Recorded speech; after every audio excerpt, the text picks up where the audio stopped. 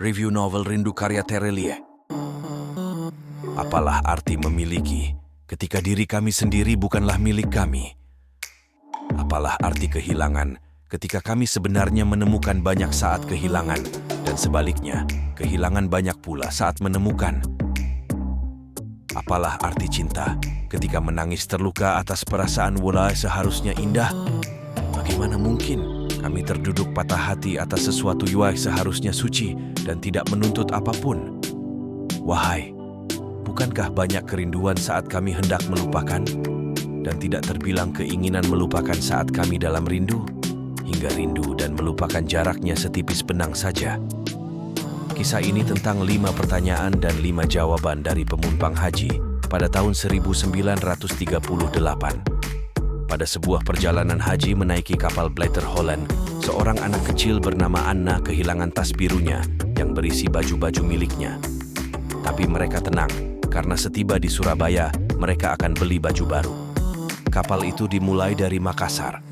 Ketika semua sudah masuk, tiba-tiba ada seorang calon kelasi yang baru melamar pekerjaan.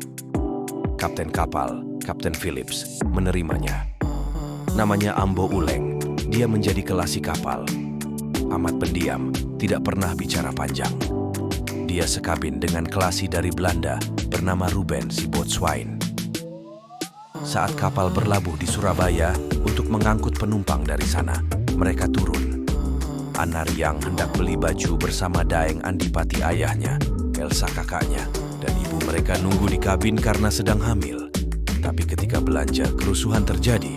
Pistol ditembakkan. Semua kocar-kacir dari pasar turi. Daeng Andipati cemas. Hanya Elsa yang ditemukan. Anak bungsunya entah di mana.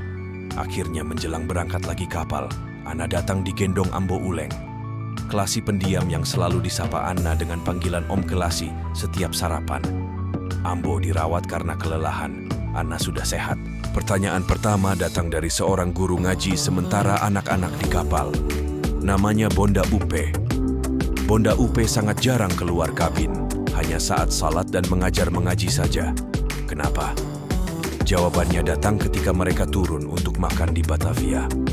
Ada seseorang yang memanggil Bonda Upe dengan sebutan Ling Ling. Tiba-tiba Bonda Upe lari. Enlai, suaminya ikut mengejar.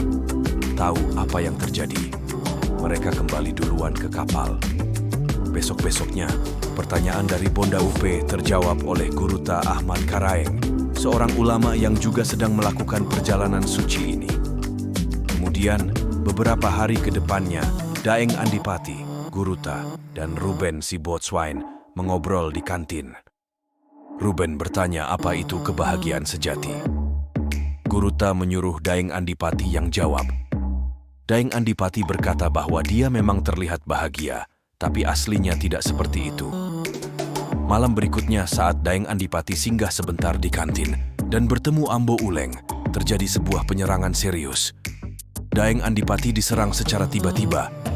Untunglah Ambo Uleng datang. Daeng selamat. Saat Ruben memberitahu siapa yang menyerangnya, Daeng menemui seorang itu di penjara dan langsung berteriak padanya. Pulang dari sel, Daeng Andipati akhirnya bercerita apa pertanyaan yang selalu mengganjal di hatinya. Membuatnya ragu apakah hajinya akan diterima, sama seperti Bonda Upe. Guruta kembali menjawab. Dan Ruben paling kaget. Seorang yang disangkanya amat bahagia, ternyata menangis saat dijelaskan Guruta. Kemudian hari, saat Guruta makan telat seperti biasa, Ambo Uleng bertanya apakah Guruta pernah jatuh cinta. Maka Guruta menceritakan pengalamannya saat muda yang jatuh cinta berakhir menyakitkan. Tapi bukan itu pertanyaan Ambo Uleng. Sebelum Ambo Uleng, ada satu yang lebih dulu bertanya. Ada pasangan sepuh termesra di satu kapal Blighter Holland, namanya Mbah Kakung Slaet dan Mbah Putri Slamet. Mereka benar-benar paling romantis, padahal usianya 80-an. Setiap hari selalu bermesraan. Sampai suatu ketika, Mbah Putri meninggal saat sujud syubuh. Histerislah satu kapal. Sejak itu Mbah Kakung jadi tidak mau makan. Dia sedih karena kekasih hatinya dilempar ke laut, padahal ia ingin dimakamkan bersebelahan. Akhirnya Mbah Kakung bertanya, "Kenapa harus sekarang?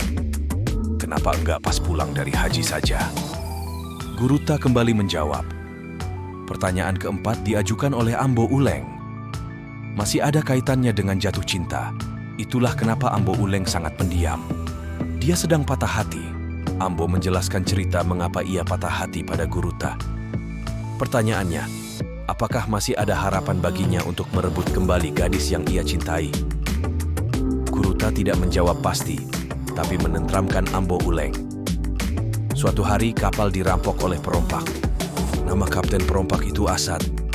Saat itulah pertanyaan muncul dari seorang yang selama ini selalu menjawab, menenangkan, dan menjanjikan penumpang haji yang keresahan. Guruta Ahmad Karaeng. Ambo Uleng memintanya memimpin perlawanan pada perompak. Namun Guruta ragu dan memutuskan tidak. Ambo Uleng berkata, ia paham kenapa Guruta tidak mau.